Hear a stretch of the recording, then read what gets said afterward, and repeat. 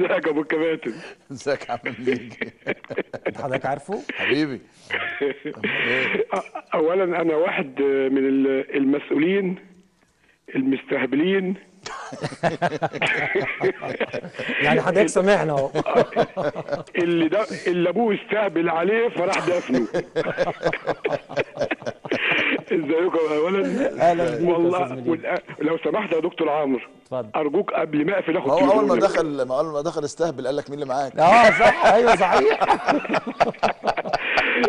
دكتور عمرو اوعى نستهبل احنا كمان عليك، خلي بالك تبقى مشكله. دكتور عمرو اتفضل. ارجوك قبل ما اقفل اخد تليفون حضرتك من الكنترول. انت راجل في منتهى الظرف وربنا ربنا مديك يخليك القبول.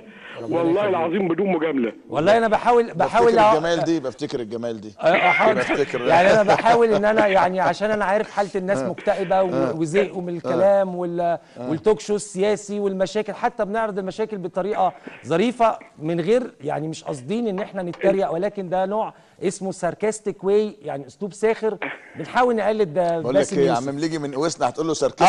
لا بس لا الدنيا بقى انت هتستهبل ولا ايه يا جماعه والنبي؟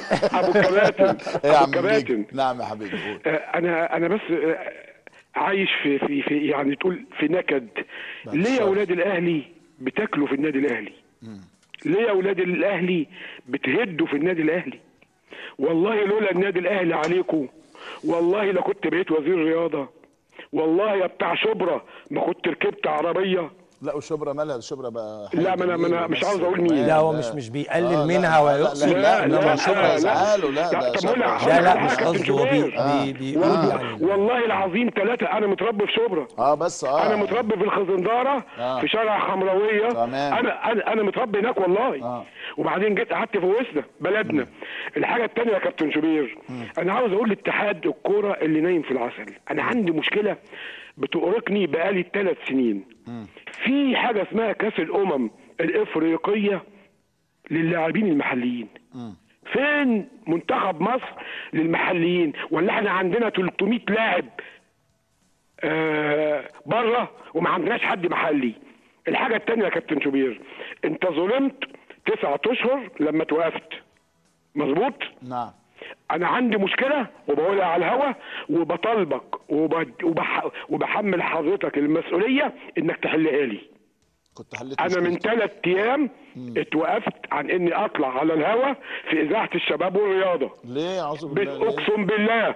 اقسم بالله بدون اي سبب. وانا من عند حضرتك بناشد الدكتوره دريه شرف الدين، بناشد الاستاذ عصام الامير، بناشد الاستاذ عبد الرحمن رشاد، بناشد الاستاذ عمر عبد الخالق، حققوا معايا وقولوا لي مليجي حنك وعمل ايه في اذاعه الشباب والرياضه عشان يمنع عنها. انا بطالب الجميع وبحمل حضرتك المسؤوليه يا كابتن شوبير. شكرا يا عم مليجي. تمام نشكرك. دي سهله دي. معانا استاذ محمود. الو. ايوه يا استاذ محمود. ايوه